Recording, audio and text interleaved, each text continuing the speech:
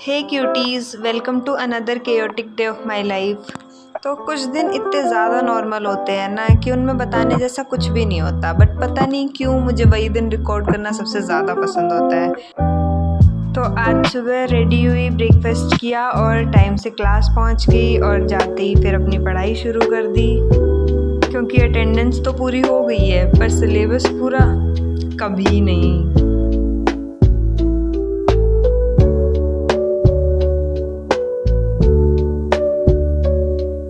तो उसके बाद अपना काम निपटाया एंड देन मैं हॉस्टल वापस गई मेस में लंच करने के लिए।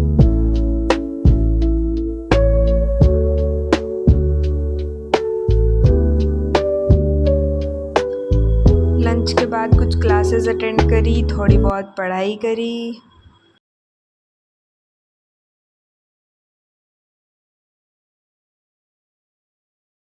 फिर कुछ टाइम का ब्रेक लेने के लिए मैं हॉस्टल वापस आई, मैंने चेंज किया और अपना बैग उठा के दोबारा लाइब्रेरी की तरफ निकल लिए।